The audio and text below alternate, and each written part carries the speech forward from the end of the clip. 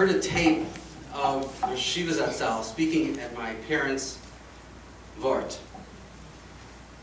Very unique opportunity. My father had a reel-to-reel tape, and I since put it on a CD. It was a number of years ago.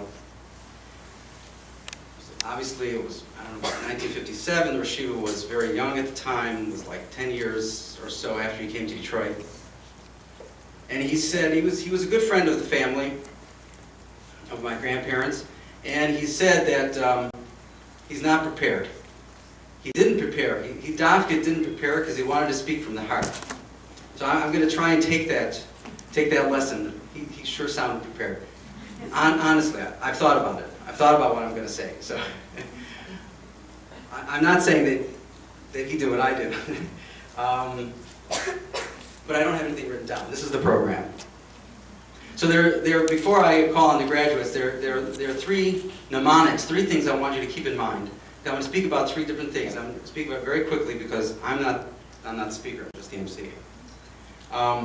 Those three things are, and I'm speaking really to the graduates. Again, I'll take some liberties. I'm not the one who addresses the graduates. That's somebody else who I'll call upon shortly. And those three things are the number 13.1, the famous quote, to be or not to be, and lemon meringue pie. And lemon meringue pie being a dessert, I'm going to leave that for the end. And 13.1 is really an introduction to the speaker, but it has a very powerful message for people who graduated 8th grade or are going on to high school. So about a year ago, a little bit more than a year ago, I developed this crazy notion that I want to run 13.1 miles. It's a lot of miles. So what I did is I developed a goal for myself. That goal was to run nonstop 13.1 miles. If you have a goal, you have to have a plan. So I developed a training plan where I started running approximately 1 mile. I was able to run without stopping. And within a few months' time, I was able to run 11 miles without stopping.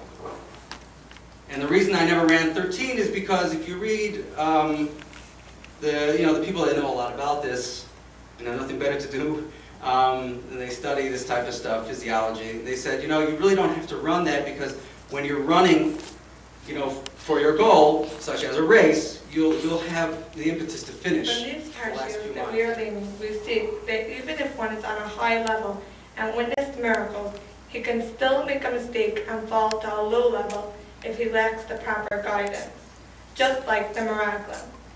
Even though they were part of the Dar Dea, when they left the protection of the Anania Kavod and the leadership of Moshe Rabbeinu, they failed.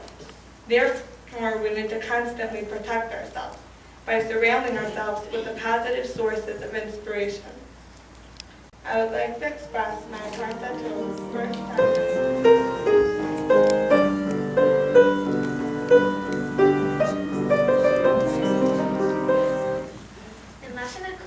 Graduation is called Hisbagros. It's interesting to note that this Hisbagros roughly corresponds to the moment in our lives that we become Bulgaris. It is only teenage girls who are called Bulgars. Anyone else who has graduated is perhaps called by the new title, but is not perpetually called a graduate. For instance, a boy after his bar mitzvah is called a Bachor. Bachor, which means chosen for a purpose, implies that his mileage represent what he will be able to accomplish in the future, while Bulgaria suggests that her miles are encapsulated by her chinuch up to that moment, taking that chinuch and being mamshech with his path. It is perhaps no coincidence that Bulgarians have the same gematria as Torah.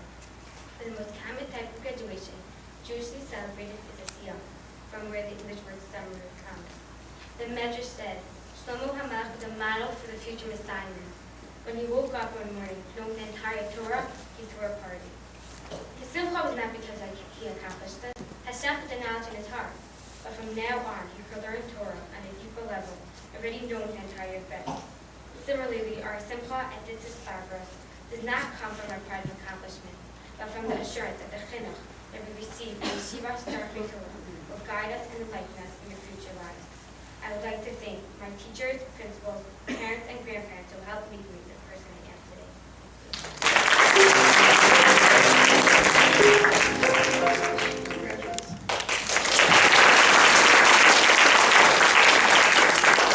Being that my daughter is in the class, I know what type of preparation goes into the graduation, the feeling, what you have to write, what your father has to write, or mother, or whomever.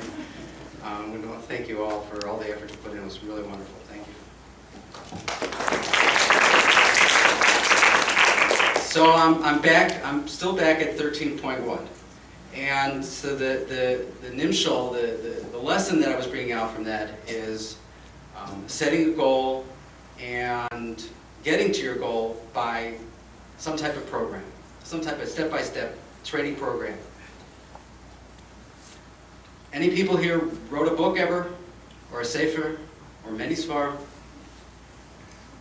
I haven't authored a book, but the end of the book, I would assume, is the goal. Printing it and distributing it, selling it, is the goal. How do you get to that goal? Well, you have to have an idea. The idea fosters, and then you get the goal, and then you write. It's pretty safe to say that most authors who've written a book of any size probably didn't write it in one sitting. So there you have the idea of putting things into bite-sized pieces. So you have chapters, or maybe paragraphs. You create the outline, you write your chapters. And when all your chapters are done, your book is done. You've reached your goal. It requires thought, it requires planning. And that is the nimshal of the 13.1. And I'm not a person of enough stature to fully describe and recommend in any way, or even to call upon Reverend Yum and Sendler, but let the idea of setting a goal and machaber svarim such as he be a lesson to all of us. Reverend Yum, please.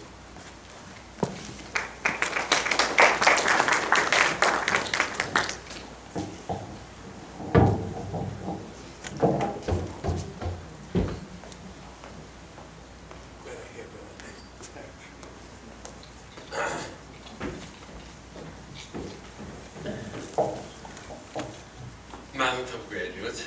I'm proud and honored to be able to address you.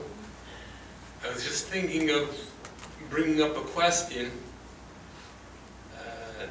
even though I know that both the world and the graduates will little note or won't remember what's said here today, but a passing thought should be given to the question of what exactly are you graduating?